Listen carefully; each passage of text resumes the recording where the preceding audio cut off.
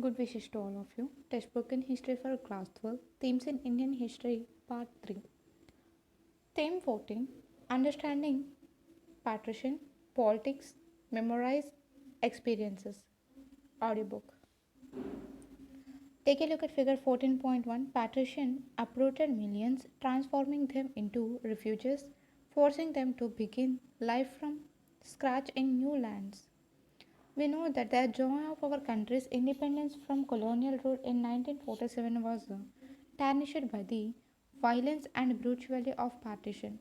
The partition of British India into the sovereign states of India and Pakistan, with its western and eastern wings, led to many sudden developments. Thousands of lives were snuffed out. Many others changed dramatically. Cities changed. India changed. A new country was born, and there was unprecedented genocidal violence and migration. This chapter will examine the history of partition, why and how it happened, as well as the harrowing experiences of ordinary people during the period 1946 to 50 and beyond. It will also discuss how the history of these experiences can be reconstructed by talking to people and interviewing them. That is through the use of oral history. At the same time, it will point out the strengths and limitations of oral history. Interviewers can tell us about certain aspects of a society past of which we may know very little or nothing from other types of sources. But they may not reveal very much about many matters whose history we would then need to build from other materials. We will return to this issue towards the end of this chapter. Take a look at figure 14.2. Photographs give us a glimpse of the violence of that time. Some Persian experiences. Here are three incidents narrated by people who experienced those trying times to a researcher in 1993. The informants were Pakistanis, the researcher Indian. The job of this researcher was to understand how those who had lived more or less harmoniously for generations inflicted so much violence on each other in 1947. Source 1. I am simply returning my father's scourge his debt. This is what the researcher recorded. During my visits to the History Department Library of Punjab University, Lahore in the winter of 1992, the librarian Abdul Latif, a pious middle-aged man, would help me a lot. He would go out of his way, well beyond the call of duty, to provide me with relevant material, meticulously keeping photocopies requested by me ready before my arrival the following morning. I found his attitude, my work so extraordinary that one day I could not help asking him, Latif Sahib, why do you go out of your way to help me so much? Latif Sahib glanced at his watch, grabbed his namazi topi, and said, I must go for namaz right now, but I will answer your question on my return.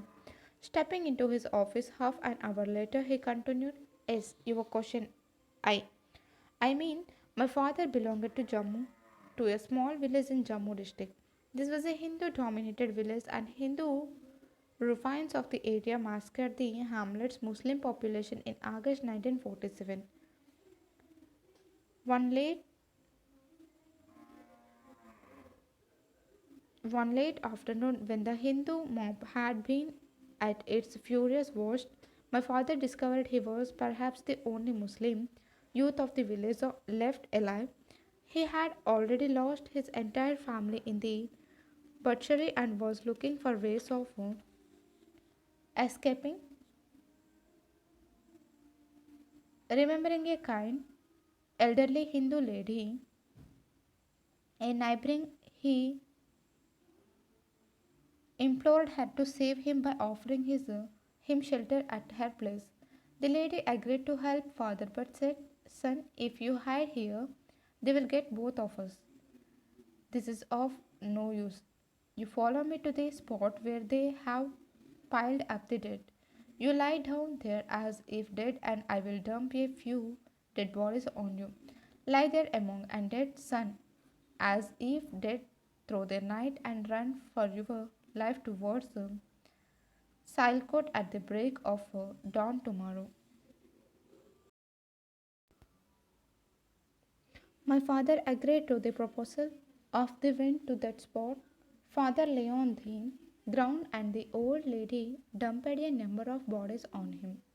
An hour or so later, a group of armed Hindu hoodlums appeared. One of them yelled, "Any life left in anybody?"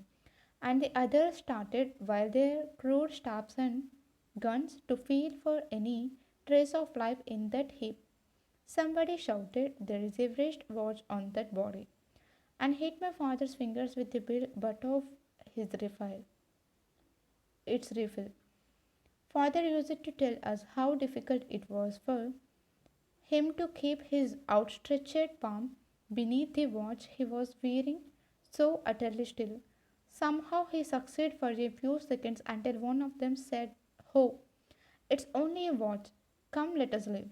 It is getting dark." Fortunately for Abbasi, they left, and my father lay there in that wretchedness the whole night, literally running for his life at the first hint of light. He did not stop until he reached Silcote.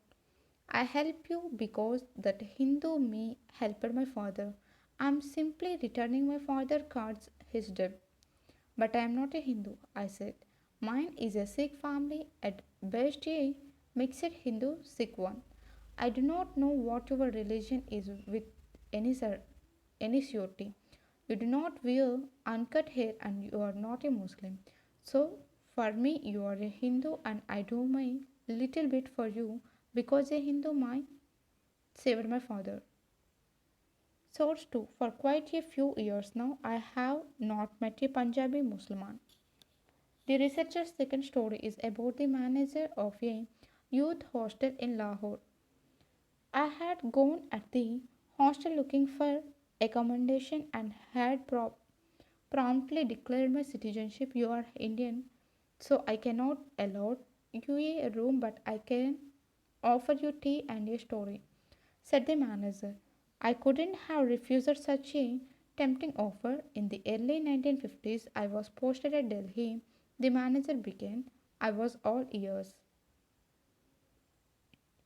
I was working as a clerk at the Pakistan High Commission there, and I had been asked by a Lahore friend to deliver a rukam, a handwritten note, to his erstwhile neighbor who now resided at Paharganj in Delhi. One day I rode out on my bicycle towards Paharganj, and just as I crossed the cathedral at the central secretariat, spotting a Sikh cyclist, I asked him in Punjabi, "Sardarji, the way of Paharganj, please."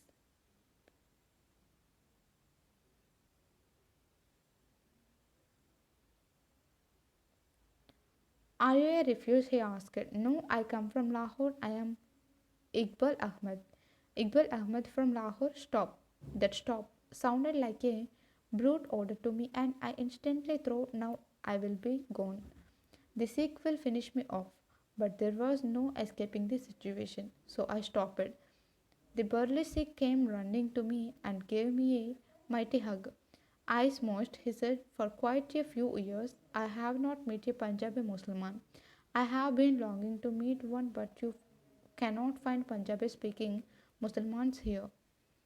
Take a look at figure 14.3. Over 10 million people were uprooted from their homelands and forced to migrate. Source 3. No, no, you can never be ours. This is the third story the researcher related. I still vividly remember a man I met in Lahore in 1992. He mistook me to be a Pakistani studying abroad. For some reasons, he liked me. He argued me to return home after completing my studies to serve the Quam nation.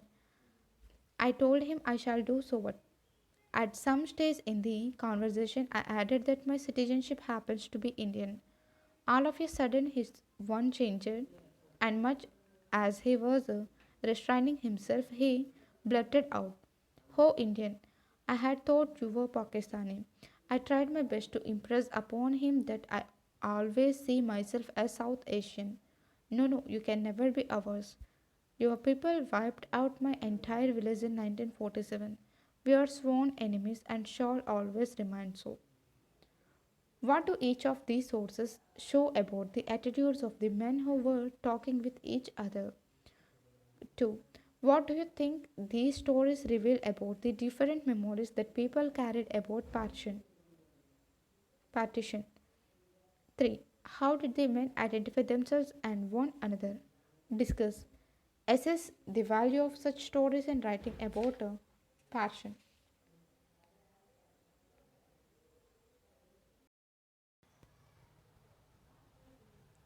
Take a look at figure 14.4 on cards with families and belongings 1947. A momentous, a momentous marker. Passion or Holocaust. The narrative just presented point to the pervasive violence that characterized partition. Several hundred thousand people were killed and innumerable women raped and abducted. Millions were uprooted, transformed into refugees in alien lands. It is impossible to arrive at any accurate estimate of casualties. Informed and scholarly guesses vary from 2 lakh to 5 lakh people. In all probability, some 15 million had to move across hastily constructed frontiers separating India and Pakistan. As they stumbled across these shadow lines, the boundaries between the two new states were not officially known until 2 days after formal independence. They were rendered homeless, having suddenly lost all their immovable property and most of their movable assets, separated from many of their relatives and friends as well, torn asunder from their mournings, from their houses, fields, and fortunes, from their childhood memories. Thus stripped of their local or regional cultures, they were forced to being picking up their life from scratch.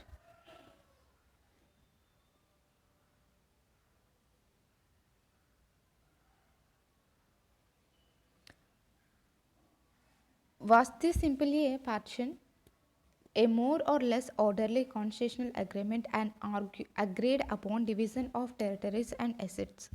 Or should it be called a 16-month civil war, recognizing that were well organized forces on both sides and concentrated attempts to wipe out entire population as enemies? The survivors themselves have often spoken of 1947 through other words, mashal, mashallah, martial law, Maramari killings, and Raula or Hullar distributions, recognizing that there were well organized forces on both sides and concentrated attempts to wipe out entire populations as enemies.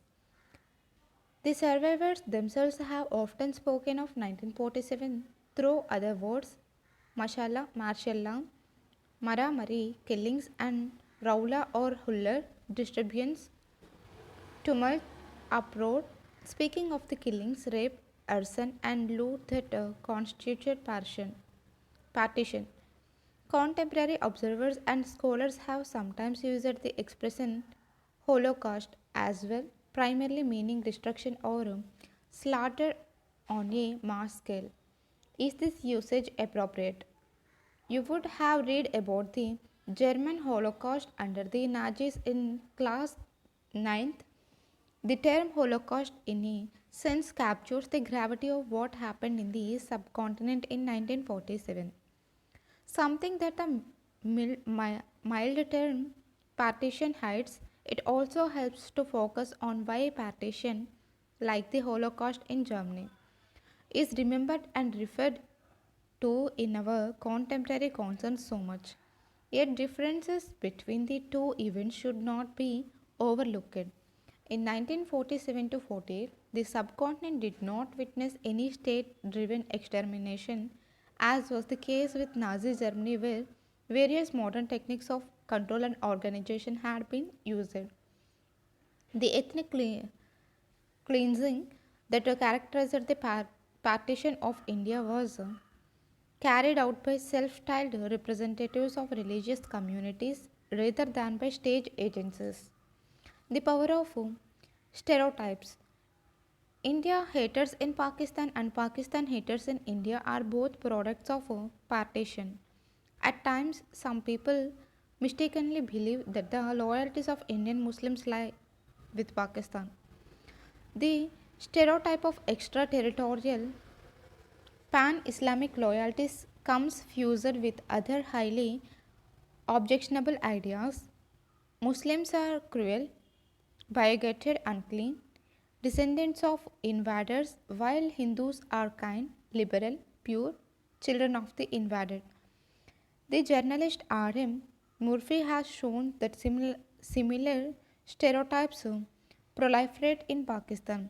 According to him, some Pakistanis feel that Muslims are fair, brave, monotheist, and meat eaters, while Hindus are dark, cowardly, polytheists, and vegetarian. Some of these stereotypes predate partition, but there is no doubt that they were immensely strengthened because of 1947. Every myth in this construction has been systematically critiqued by historians, but in both countries, voices of hatred do not mellow. Partition generated memories, hatreds, stereotypes, and identities that still continue to shape the history of people on both sides of the border. These hatreds have manifested themselves during inter-community conflicts and communal clashes, in turn have kept alive the memories of past violence. Stories of partition violence are recounted by communal groups to deepen the divide between communities, creating in people's minds feelings of suspicion and distrust, consolidating the power of communal stereotypes, creating the deeply problematic notion that Hindus, Sikhs, and Muslims are communities with sharply defined boundaries and fundamentally opposite interests. The relationship between Pakistan and India has been profoundly shaped by this legacy of partition. Perceptions of communities on both sides have been constructed by the conflicting memories of those momentous times. Discuss. Recall some stories of partition you may have here. Think of the way these have shaped your conception about different communities. Try and imagine how the same stories would be narrated by different communities. Take a look at figure 14.5. People took with them only what they could physically carry. Uprooting meant an immense sense of loss, a rupture with the place they have lived in for generations. Why and how did partition happen?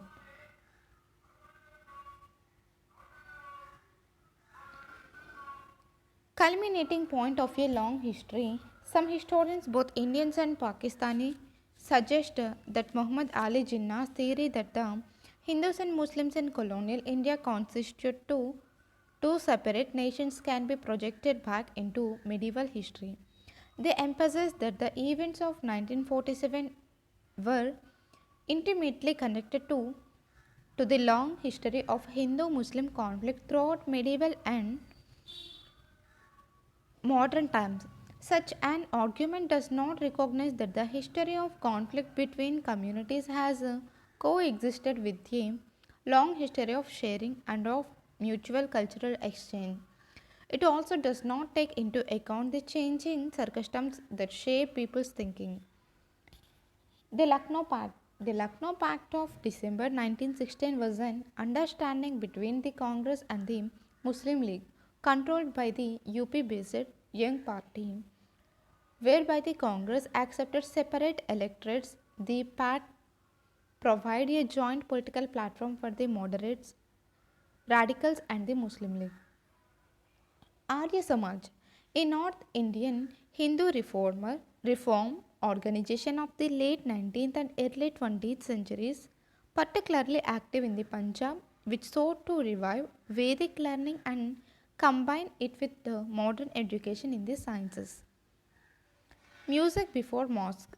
The playing of music by a religious procession outside a mosque at the time of namaz could lead to Hindu Muslim violence. Orthodox Muslims saw this as an interference in their peaceful commu- commune with God.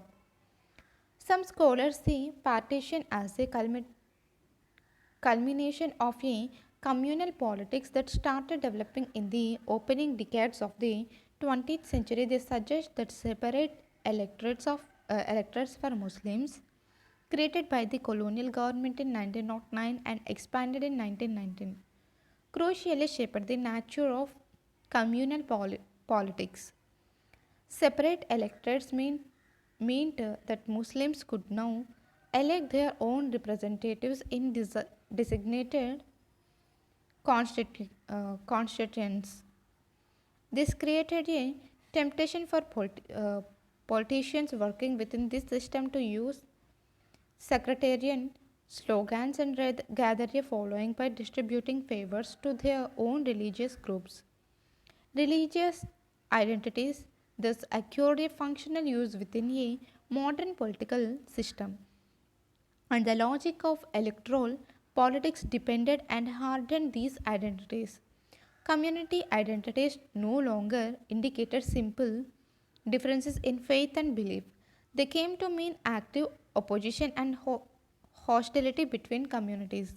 However, while separate electorates did have a profound impact on Indian politics, we should be careful not to overemphasize their significance or to see partition as a logical outcome of their working. Communal identities were consolidated by a host of other developments in the early 20th century. During the 1920s and early 1930s, tension grew around a number of issues. Muslims were angered by music before mosque, by the cow protection movement, and by the efforts of the Arya Samaj to bring back to the Hindu fold Shuddhi, those who had recently converted to Islam. Hindus were angered by the rapid spread of Tabligh propaganda and Tanjim organization after 1923. As middle class publicists and communal activists sought to build greater solidarity within their communities, mobilizing people against the other community, riots spread in different parts of the country. Every communal riot depended differences between communities, creating disturbing memories of violence.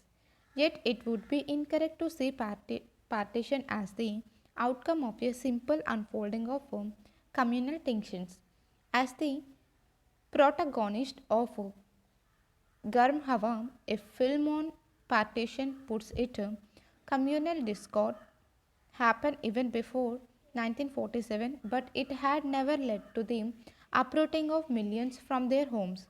Partition was a qualitatively different phenomena from earlier communal politics, and to understand it, we need to look carefully at the events of the last decade of British rule.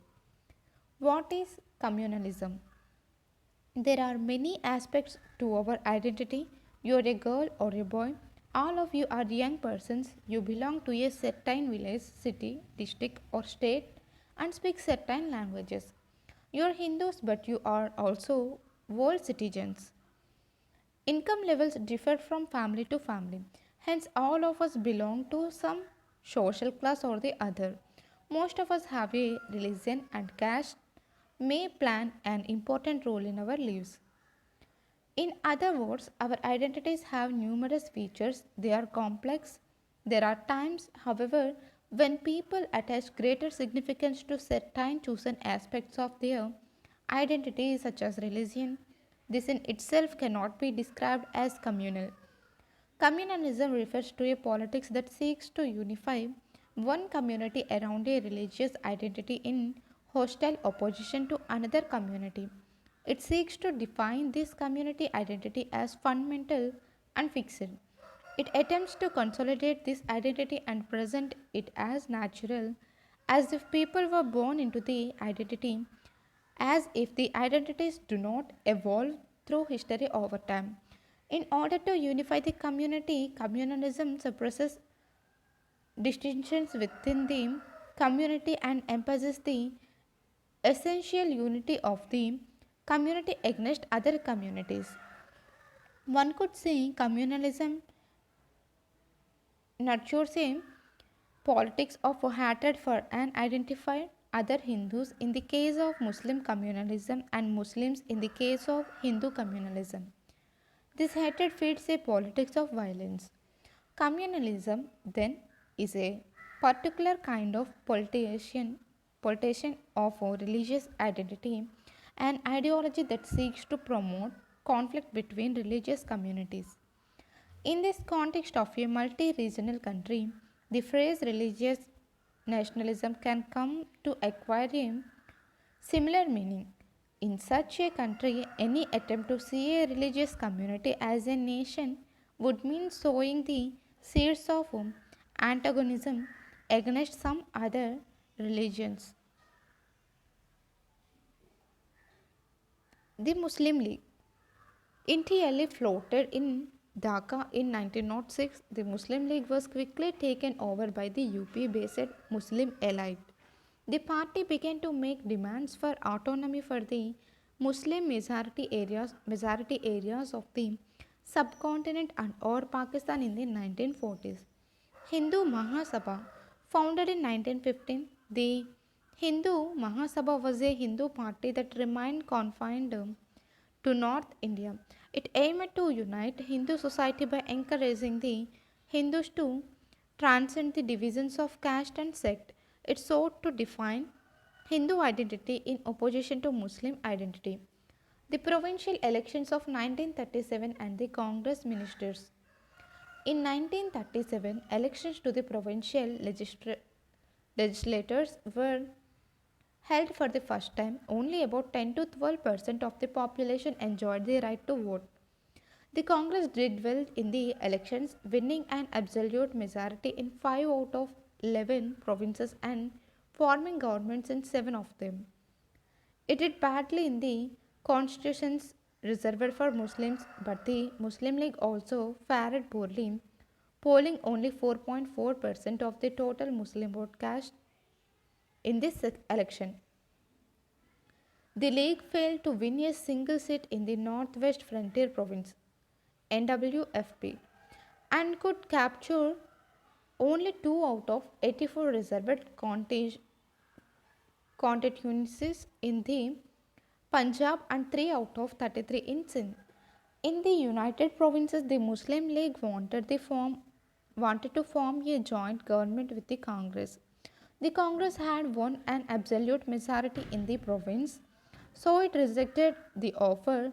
Some scholars argue that this rejection convinced the League that if India remained united, then Muslims would find it difficult to gain political power because they would remain a minority.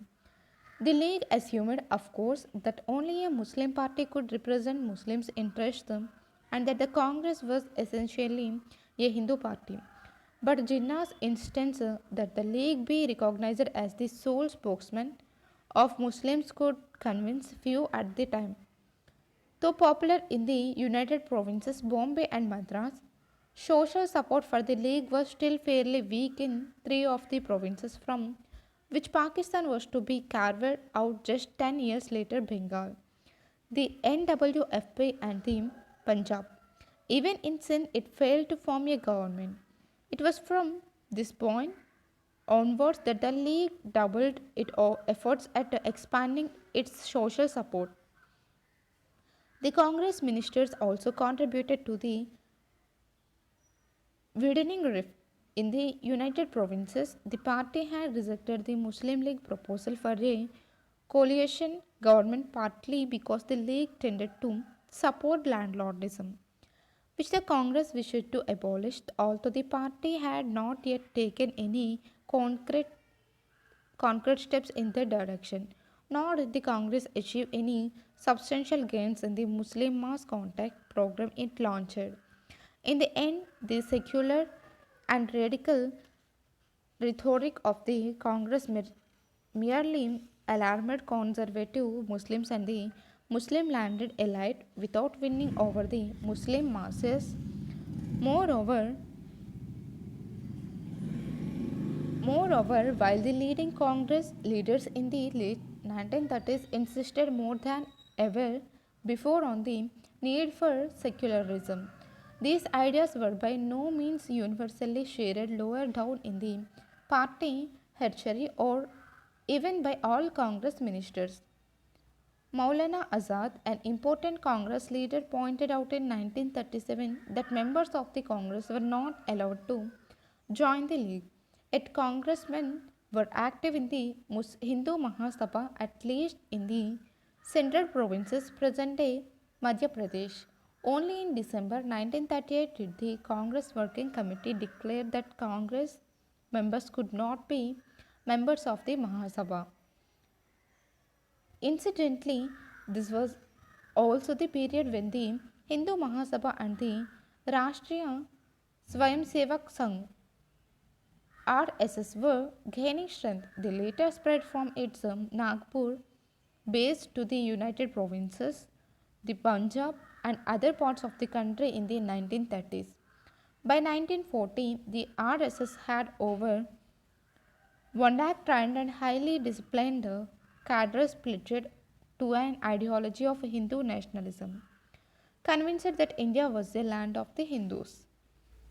Confederation, in modern political language, it refers to a union of fairly autonomous and sovereign states with a central government with delimited powers. The name Pakistan. The name Pakistan or Pakistan from Punjab, Afghan, Kashmir, Sindh, and Balochistan was coined by a Punjabi Muslim student at Cambridge.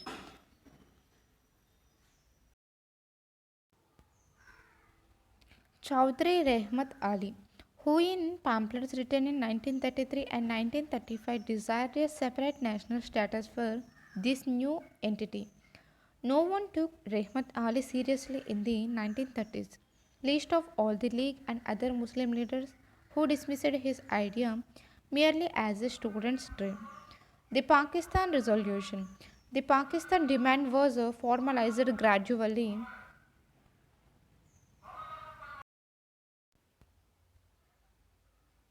on 23rd March 1940. The League moved a resolution demanding a measure of autonomy for the Muslim majority areas of the subcontinent. This ambitious resolution never mentioned partition or Pakistan. In fact, Sikandar Hayat Khan, Punjab premier and leader of the Unionist Party, who had drafted the resolution, declared in a Punjab Assembly speech on 1st March 1941 that he was opposite to a Pakistan that would mean Muslim Raj here and Hindu Raj elsewhere. If Pakistan means unalloyed Muslim, unalloyed Muslim, unalloyed Muslim Raj in the Punjab, then I will have nothing to do with it. He reiterated his plea for a lucid united confederation with considerable autonomy for the confederating units.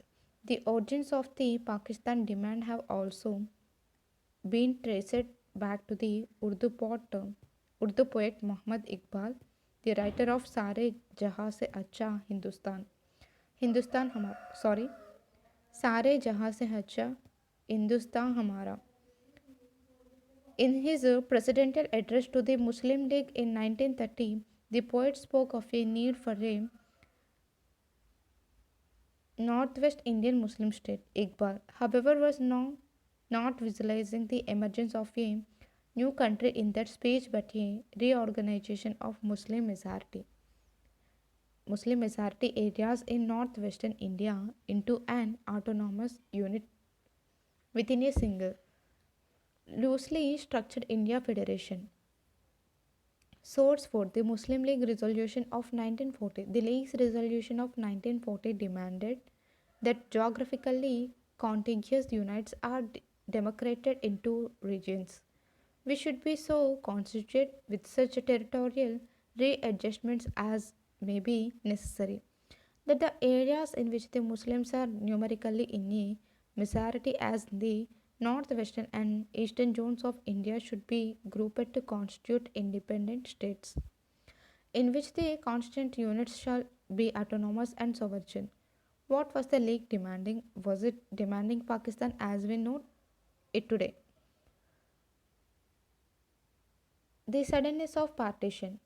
We have seen that the League itself was vague about its demands in 1914. There was, there was a very short time, just 7 years, between the first formal articulation of the demand for a measure of autonomy for the Muslim majority areas of the subcontinent and partition. No one knew what the creation of Pakistan meant and how it might shape people's lives in the future.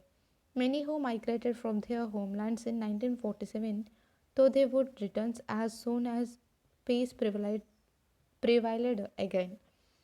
Entirely, even Muslims leaders did not seriously raise the demand for Pakistan as a sovereign state. In the beginning, Jinnah himself may have seen the Pakistan idea as a bargaining counter useful for blocking possible British consensus to the Congress and gaining additional favors for the Muslims.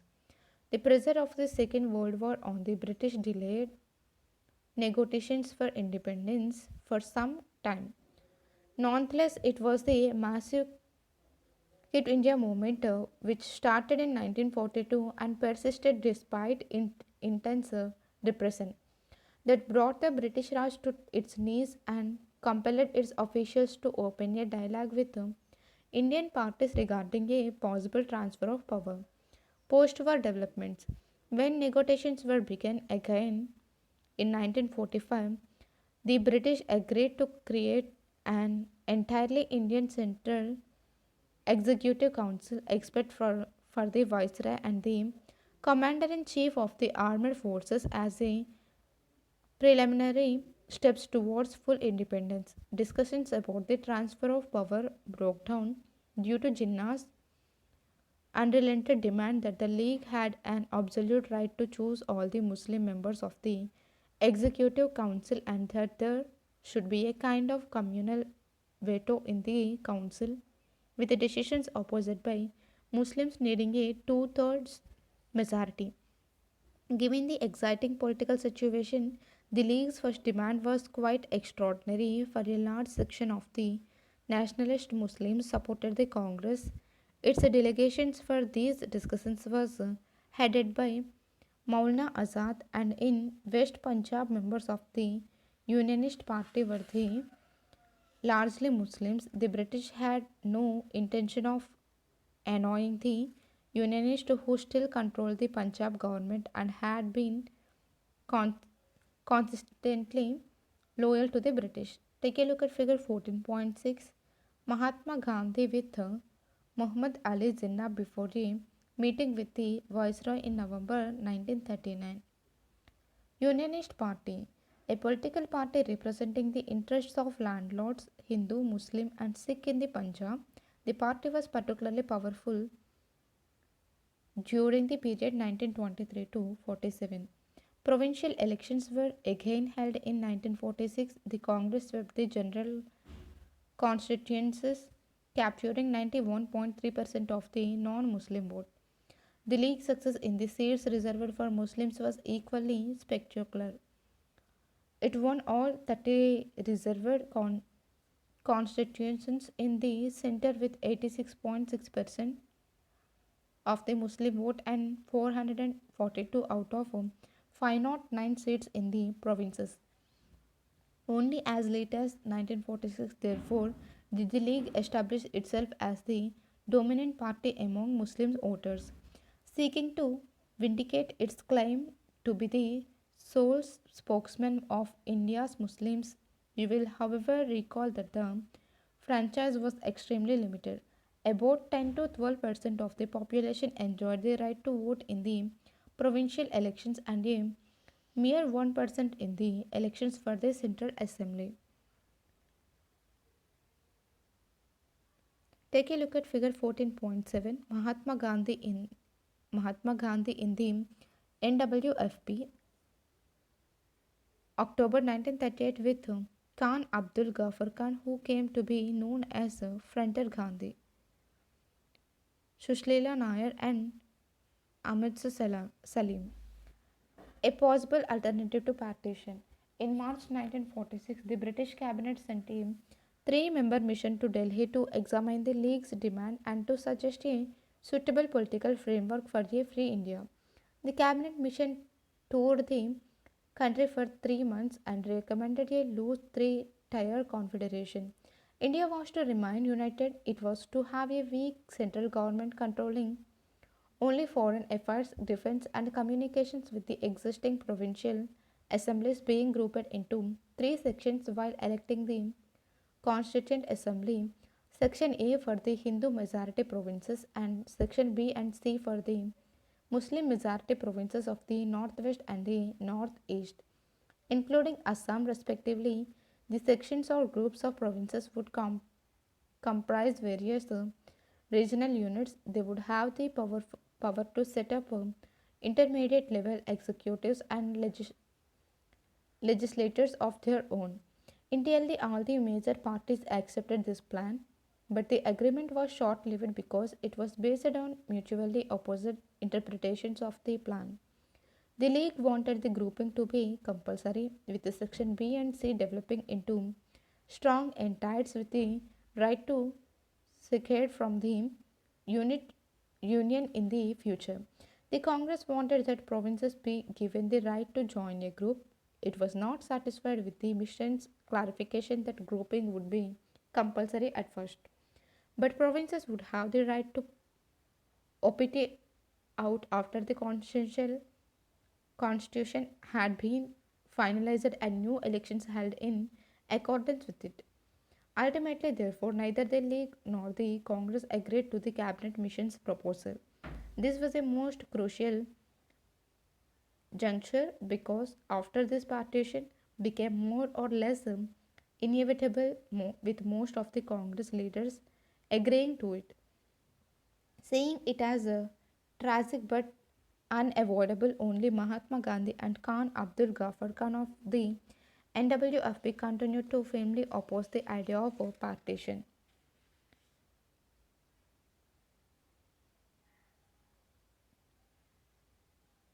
Take a look at map 1, the cabinet mission proposal for an Indian federation with three sections. Sketch map not to scale. The green color should refer for Muslim majority areas of 1941 and the orange color is Hindu majority areas of 1940 and the blue color refers to princely states not specifically provided for in the proposal. Source 5, A Voice in the Wilderness. Mahatma Gandhi knew that his was a voice in the wilderness, but he nevertheless continued to oppose the idea of partition. But what a tragic change we see today. I wish the day may come again when Hindus and Muslims will do nothing without mutual consultation. I am day and night tormented by the question what I can do to hasten the coming of the day. I appeal to the League not to regard any Indian as its enemy. Hindus and Muslims are born of the same soil. They have the same blood, eat the same food, drink the same water, and speak the same language. Speech at prayer meetings, 7th September 1946. CWMG Volume 92, page 139. But I am firmly convinced that the Pakistan demand as put forward by the Muslim League is an un-Islamic, and I have not hesitated to call it sinful. Islam stands for the unity and brotherhood of mankind, not for disrupting the oneness of the human family. Therefore, those who want to divide India into possible warring groups are enemies alike of Islam and India. They may cut me to pieces, but they cannot make me subscribe to something which I consider to be wrong. Horizon, 26th September 1946, CWMG, Volume 92, page 229. What are the arguments what Mahatma Gandhi offers in opposing the idea of Pakistan? Take a look at figure 14.8. Writers armed with iron rods and lathis on the streets of Calcutta, August 1946. Discuss. It is evident from a reading of section 3 that a number of factors led to partition. Which of these do you think were the most important and why? Towards partition. After withdrawing its support to the cabinet mission plan, the Muslim League decided on direct action for winning its Pakistan demand. It announced 16th August 1946 as Direct Action Day. On this day, riots broke out in Calcutta, lasting several days and leaving several thousand people dead. By March 1947, violence spread to many parts of northern India. It was in March 1947 that the Congress High Command voted for dividing the Punjab into two halves, one with Muslim majority and the other with Hindu Sikh majority, and it asked for the application of a similar principle to Bengal. By this time, given the numbers game, many Sikh leaders and congressmen in the Punjab were convinced that partition was a necessary evil. Otherwise, they would be swamped by Muslim majorities and Muslim leaders would dictate terms in Bengal to a section of Bhadarlok Bengali Hindus who wanted political power to remain with them, began to fear the permanent tutelage of Muslims, as one of their leaders put it. Since they were in a numeral minority, they felt that only a division of the province could ensure their political dominance. Take a look at figure 14.9. Through these blood-soaked months of 1946, violence and erosion spread, killing thousands. The withdrawal of law and order. The bloodbath continued for about a year from March 1947 onwards. One main reason for this was the collapse of the institutions of governance. Pandiral Moon, an administrator serving in Bahawalpur in present-day Pakistan at the time, noted how the police failed to fire even a single shot when erosion and killings were taking place in Amritsar in March 1947. Amritsar district became the scene of bloodshed later in the year when there was a complete breakdown of authority in the city. British officials did not know how to handle the situation. They were unwilling to take decisions and hesitant to intervene. When panic stricken people appealed for help, British officials asked them to contact Mahatma Gandhi, Jawaharlal Nehru, Vallabhbhai Patel, or M.A. Jinnah. Nobody knew who could exercise authority and power. The top leader of the Indian parties, barring Mahatma Gandhi, were involved in negotiations regarding independence, while many Indian civil servants in the affected provinces feared for their own lives and property. The British were busy preparing to quit India. Problems were compounded because Indian soldiers and policemen came to act as Hindus, Muslims, or Sikhs. As usual, tension mounted. The professional containment of those in uniform could not be relied upon. In many places, not only did policemen help their co religious, but they also attacked members of other communities without a shot being fired. Source 6. This is what Moon wrote. For over 24 hours, riotous mobs were allowed to race through this great commercial city unchallenged and unchecked. The finest bazaars were burnt to the ground without a shot being fired to disperse the incendiaries, that is, those who stirred up conflict. The district magistrate marched his large police force into the city and marched it out again without making any effective use of it all, it at all.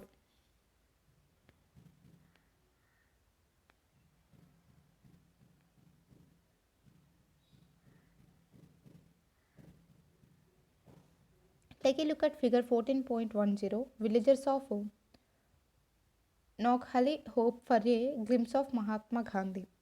The one man army. Amidst all this turmoil, one man's valiant efforts at restoring communal harmony bore fruit. The 77-year-old Gandhiji decided to stake his all in a bid to vindicate his lifelong principle of non-violence and his conviction that people's hearts could be changed. He moved from the villages of Noakhali in East Bengal, present-day Bangladesh, to the villages of Bihar and then to the right-torn slums of Calcutta and Delhi in a heroic effort to stop Hindus and Muslims kill each other. Careful everywhere to reassure the minority community in October 1946, Muslims in East Bengal targeted Hindus. Gandhiji visited the area, toured the villages on foot, and persuaded the local Muslims to guarantee the safety of Hindus. Similarly, in other places such as Delhi, he tried to build a spirit of mutual trust and confidence between the two communities.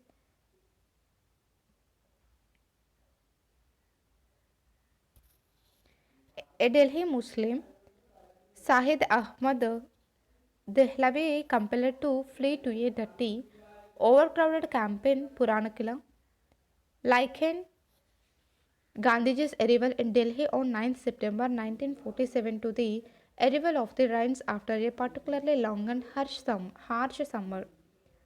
Dehlavi recalled in his memoir how Muslims said to one another, Delhi will now be saved. On 28th November 1947, on the occasion of Guru Nanak's birthday, when Gandhiji went to address a meeting of Sikhs at Gurdwara Sisganj, he noticed that there was no Muslim on the Chandin Chowk Road, the heart of Old Delhi. What would be more shameful for us, he asked during a speech that evening, than the fact that not a single Muslim could be found in Chandni Chowk? Gandhiji continued to be in Delhi, fighting the mentality of those who wished to drive out every Muslim from the city. Seeing them as Pakistani, when he began a fast to bring about a change of heart, amazingly, many Hindu and Sikh migrants fasted with him. The effect of the fast was electric, wrote Maulana Azad. People began realizing the folly of the violence they had unleashed on the city's Muslims, but it was only Gandhiji's martyrdom that finally ended this macabre drama of violence. The world veritably changed, many Delhi Muslims of the time recalled later. Take a look at figure 14.11. Villagers of a right town village awaiting the arrival of Mahatma Gandhi. Discuss what did the British do to maintain peace when they were in, quitting India, and what did Mahatma Gandhi do in those trying times? Gendering partition. Recovering women. In the last decade and a half, historians have been examining the experience of ordinary people during the partition. Scholars have written about the harrowing experiences of women in those violent times. Women were raped, abducted, sold, often many times over, forced to settle down to a new life with strangers in unknown circumstances. Deeply traumatized by all that they had undergone, some began to develop new family bonds in their changed circumstances. But the Indian and Pakistani governments were intensive to the complexities of human relationship, believing the women to be on the wrong side of the border. They now tore them away from their new relatives and sent them back to their earlier families or locations. They did not consult the concerned women, undermining their right to take decisions regarding their own lives. According to one estimate, 30,000 women were recalled overall, 22,000 Muslim women in India, and 8,000 Hindu and Sikh women in Pakistan, in an operation that ended as late as 1954. Take a look at figure 14.12. Women console each other as they hear of the death of their family members. Males died in large numbers in the violence of writing. Source 7. What recovering woman meant. Here is the experience of a couple recounted by Prakash Tandon in his Punjabi Century, an autobiographical social history of colonial Punjab.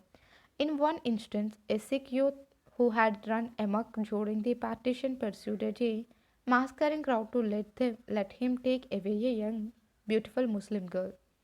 They got married and slowly fell in love with each other. Gradually, memories of her parents who had been killed and her former life faded. They were happy together and a little boy was born. Soon, however, social workers and the police, laboring assiduously to recover abducted women, began to track down the couple. They made inquiries in the Sikh's home district of Jalandhar. He got scene of it and the family ran away to Calcutta. The social workers reached Calcutta. Meanwhile, the couple's friend tried to obtain a stay order from the court, but the law was taking its ponderous curse. From Calcutta, the couple escaped to some obscure Punjab village, hoping that the police would fail to shadow them. But the police caught up with them and began to question them. His wife was expecting again and now nearing her time. The Sikh sent the little boy to his mother and took his wife to a sugarcane field. He made her as comfortable as he could in a pit while he lay with a gun, waiting for the police, determined not to lose her while he was alive. In the pit, he delivered her with his own hands. The next day, she ran high fever, and in 3 days, she was dead. He had not dared to take her to the hospital. He was so afraid the social workers and the police would take her away.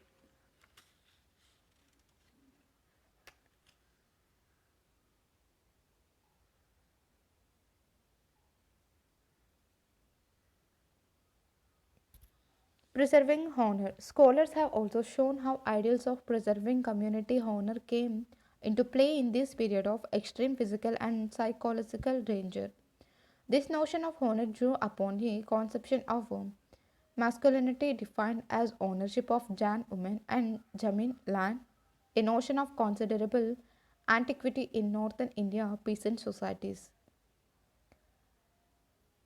Virility, it was believed, lay in the ability to protect your possessions, Jan and Zamin, from being appropriated by outsiders, and quite frequently conflict ensued over these two prime positions. Often enough, women internalized the same values. At times, therefore, when the men feared that their women wives, daughters, sisters would be violated by the enemy, they killed the women themselves. Urvashi Bhutalia, in her book The Other Side of Silence, narrates one such gruesome incident in the village of Tokalcha, Rawalpindi district during partition. In this Sikh village, 90 women are said to have voluntarily jumped into a well rather than fall into enemy hands. The migrant refugees from this village still commemorate the event at a gurdwara in Delhi, referring to the deaths as a martyrdom, not suicide. They believe that men at that time had to courageously accept the decision of women, and in some cases even persuaded the women to kill themselves on 13th March every year when their martyrdom is celebrated. The incident is recounted to an audience of men, women, and children. Women are exhorted to a exhorted to remember the sacrifices and bravery of their sisters and to cast themselves in the same mold. For the community of survivors, the remembrance ritual helps keep the memory alive. What such rituals do not seek to remember, however, are the stories of all those who did not wish to die and had to end their lives against their will. Discuss what ideals led to the death and suffering of so many innocent women during the partition. Why did the Indian and Pakistani governments agree to exchange their women? Do you think they were right in doing so? Regional variations. Take a look at figure 14.13. Faces of Despite, a massive refuse camp was set up in Puran Kila in 1947 as migrants came pouring in from different places. The experience of ordinary people we have been discussing so far relate to the northwestern part of the subcontinent. What was the partition like in Bengal, Uttar Pradesh, Bihar, central India and the Deccan? While carnages occurred in Calcutta and Noakhali in 1946, the partition was most bloody and destructive in the Punjab. The near total displacements of Hindus and Sikhs eastwards into India from West Punjab and of almost all Punjabi speaking Muslims to Pakistan happened in a relatively short period of 2 years between 1946 and 1948. Many Muslim families of Uttar Pradesh, Bihar, Madhya Pradesh, and Hyderabad in Andhra Pradesh continued to migrate to Pakistan through the 1950s and early 1960s. Although many chose to remain in India, most of these Urdu speaking people, known as Muhajirs, migrants in Pakistan, moved to the Karachi Hyderabad region in Sindh. In Bengal, the migration was even overprotected,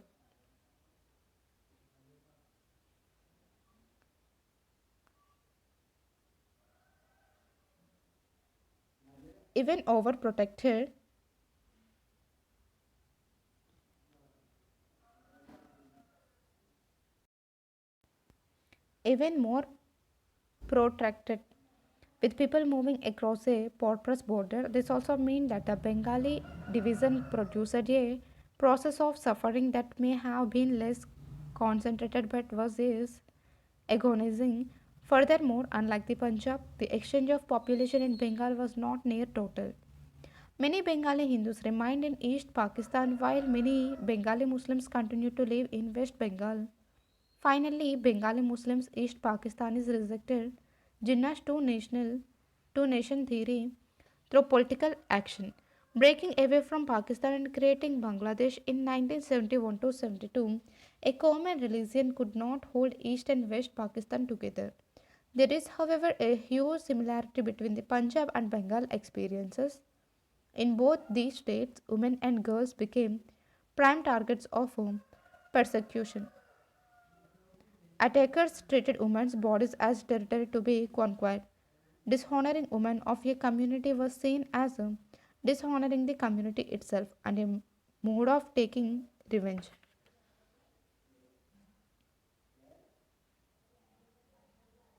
Discuss. Was your state or any neighboring state affected by partition? Find out how it affected the lives of men and when in the region and how they coped with the situation. Fiction, poetry, films. Are you familiar with any short stories, novels, poems, or films about partition? More often than not, partition literature and films represent this cataclysmic event in more insightful ways than do the works of historians. They seek to understand mass suffering and pain by focusing on an individual protagonist or small groups of ordinary people whose destinies were shaped by a big event over which they seemed to have no control. They record the anguish and the ambiguities of the times, the incomprehensible choices that many were confronted with. They registered a sense of shock and bewilderment at the scale and magnitude of the violence, at human debasement and depravity. They also speak of hope and of the ways in which people overcame adversity. Sadat Hassan Manto, a particularly gifted Urdu short story writer, has this to say about his work. For a long time, I refused to accept the consequences of the revolution which was set off by the partition of the country. I still feel the same way, but I suppose in the end I came to accept this nightmarish reality without self pity or despair.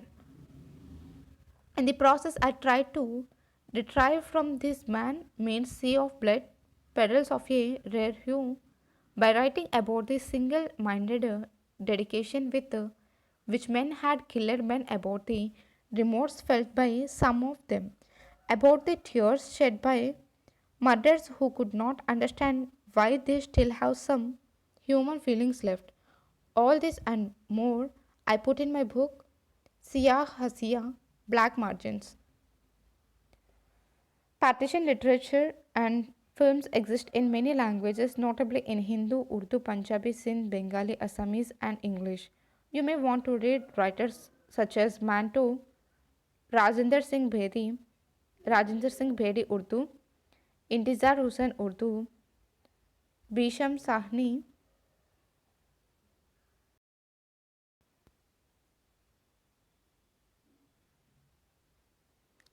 Bisham Sahni Hindi, Kamaleshwar Hindi, Rahi Masum Raza Hindi, Narayan Bharati Sindhi, Sindhi, Sant Singh Sikhon Punjab, Narendranath Mitra Bengali, Syed Waliullah Bengali, Lalitambika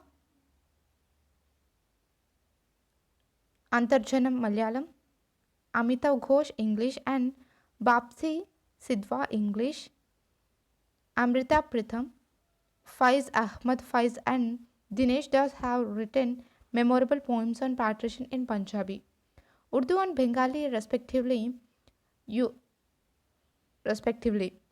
You may also want to see films directed by Ritvik Ghatak, Meghe Dhakatara, and Subarnarekha, M.S. Satyu Garam Hawa, Govind Nihalani Thomas, and a play Jis Lahore Nahin Vekyao Jamyei Nai. He who has not seen Lahore has not been born, directed by Habib Tanvir.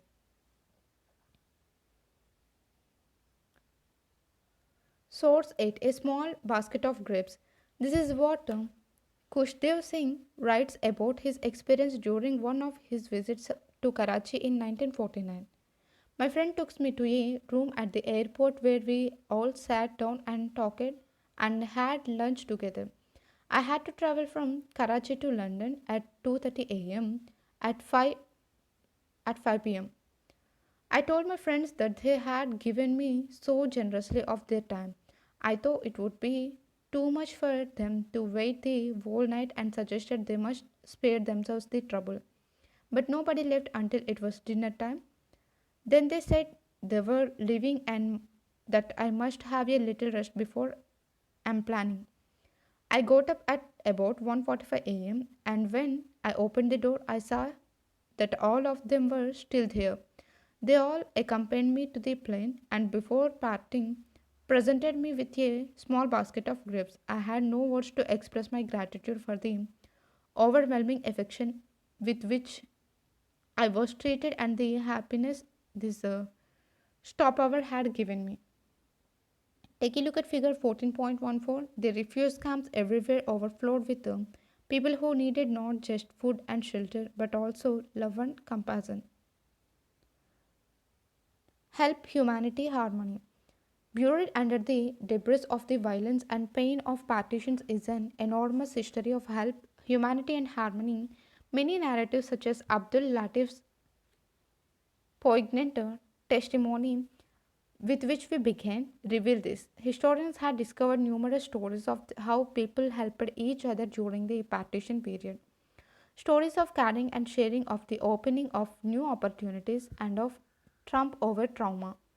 Consider, for instance, the work of Kush Deva Singh, a Sikh doctor specializing in the treatment of tuberculosis, posted at Dharmapur in present day Himachal Pradesh.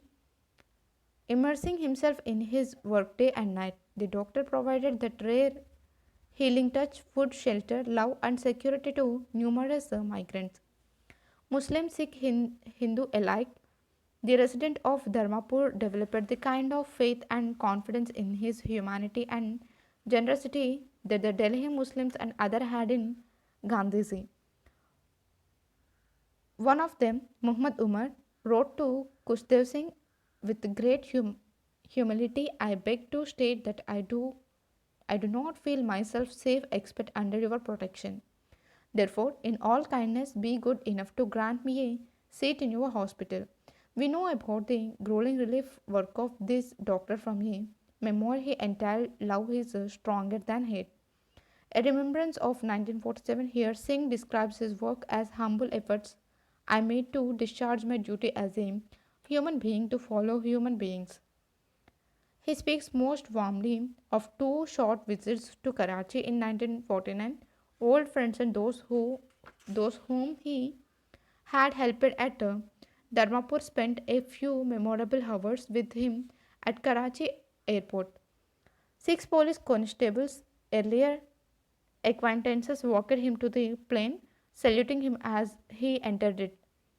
I acknowledged the salute with the folded hands and tears in my eyes.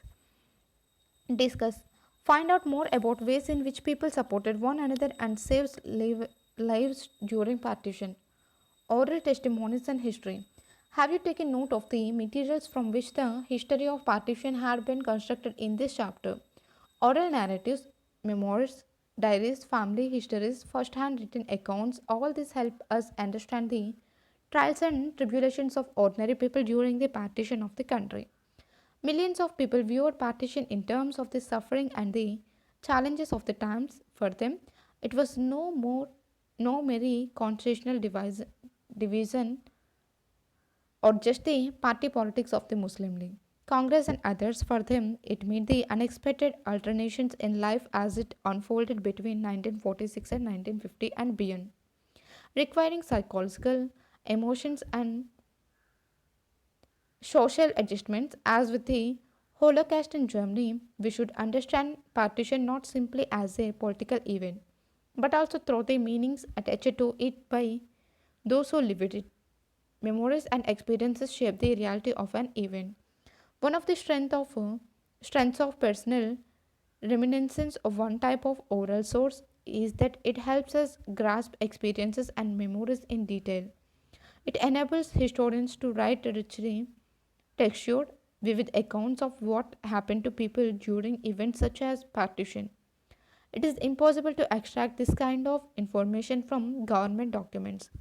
They later deal with policy and party matters and various state sponsored schemes. In the case of partition, government reports and files, as well as the personal writings of its high level functionaries, throw ample light on negotiations between the British and the major political parties about the future of India or on the rehabilitation of refugees.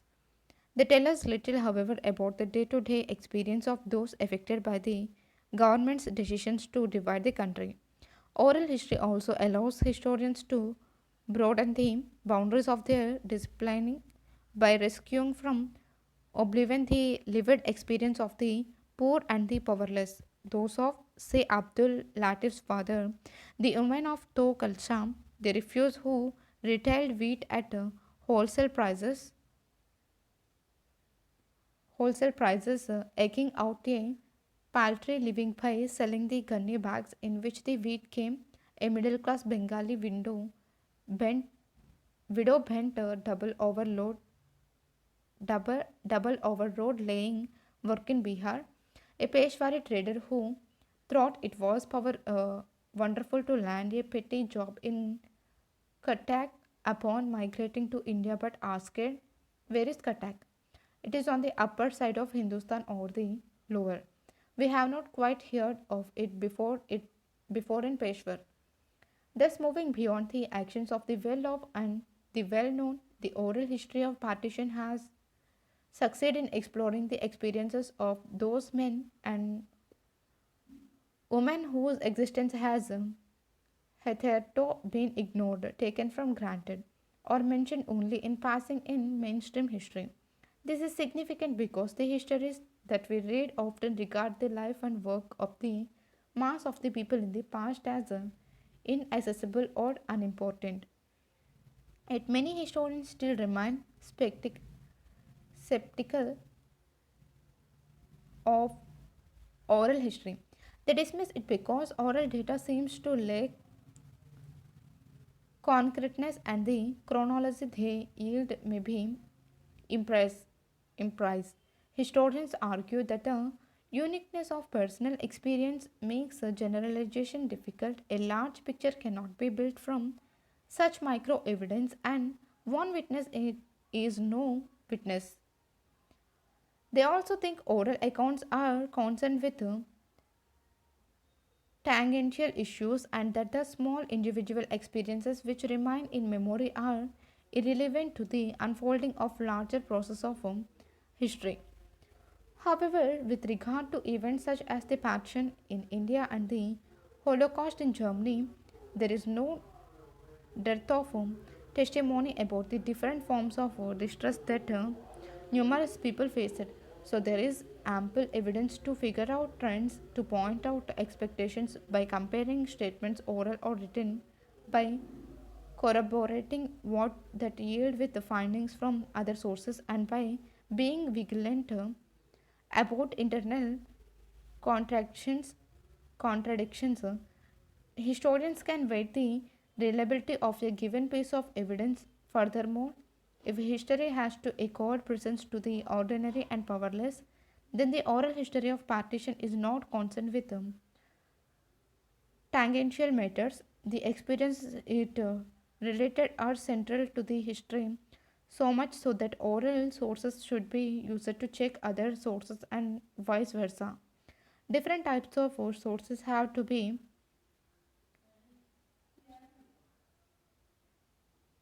tapped for answering different types of questions. Government reports, for instance, will tell us of the number of recovered women exchanged by the Indian and Pakistani states, but it is the women who will tell us about their suffering.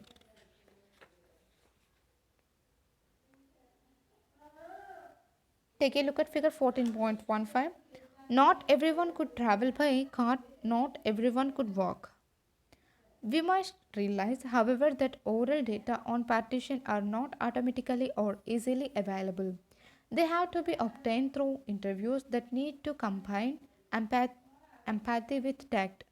In this context, in, co- in this context, one of the first difficulties is that protagonists may not want to talk about intensely personal experiences. Why, for instance, would a woman who has been raped want to disclose her tragedy to a total stranger? Interviewers have to often avoid inquiring into personal traumas. They have to build considerable rapport with respondents before they can obtain in depth and meaningful data. Then there are problems of memory. What people remember or forget about an event when they are interviewed a few decades later will depend in part on their experiences of the intervening years and on what has happened on their communities and nations during those years. The oral historian faces the daunting task of having to shift the actual experiences of a patrician from a web of constructed memories. In the final analysis, many different kinds of sources materials have to be used to construct a comprehensive account of partition so that we see it not only as an event and process but also understand the experiences of those who lived through those traumatic times. Timeline. 1930, the Urdu poet Muhammad Iqbal speaks of the need for the Northwest Indian Muslim state as an autonomous unit within a single loose Indian federation. 1933, the name Pakistan or Pakistan is coined by a Punjabi Muslim student at Cambridge, Chaudhry Rehmat Ali. 1937 to 39, Congress ministers come to power in 7 out of all provinces of British India. 1940, the Muslim League moves a resolution at Lahore demanding a measure of autonomy for the Muslim majority areas. 1946, elections are held in the provinces. The Congress wins massively in the general constitutions. The League's success in the Muslim seats is equally spectacular. March to June, the British cabinet sends a three-member cabinet mission to Delhi. August, the Muslim League decides on direct action for Winning Pakistan. 16th August, violence breaks out between Hindu, Sikh, and Muslim in Calcutta, lasting several days and leaving several thousand people dead. March 1947, the Congress High Command votes for dividing the Punjab into Muslim majority and Hindu Sikh majority halves and asked for the application of a similar principle to Bengal. The British begin to quit India.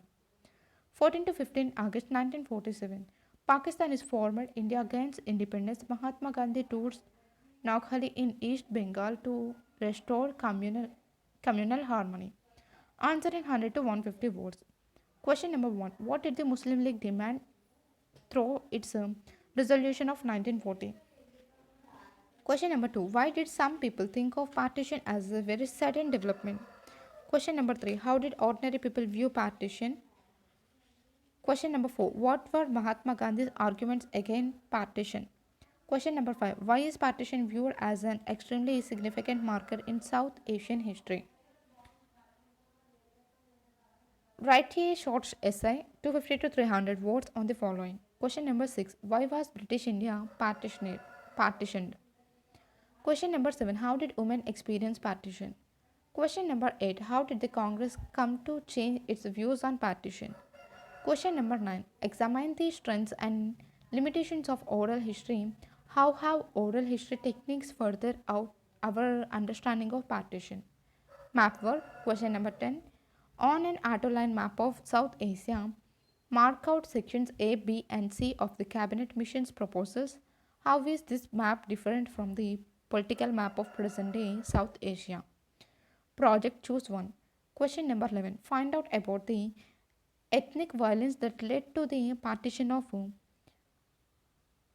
Yugoslavia. Compare your findings with what you have read about partition in this chapter. Question number 12. Find out whether there are any communities that have migrated to your city, town, village, or any nearby place. Your area may even have people who migrated to it during partition. Interview members of such communities and summarize your findings in a report. Ask people about the place they came from, the reasons for their migration, and their experiences. Also, find out what changes the area witnessed as a result of this migration. Thank you.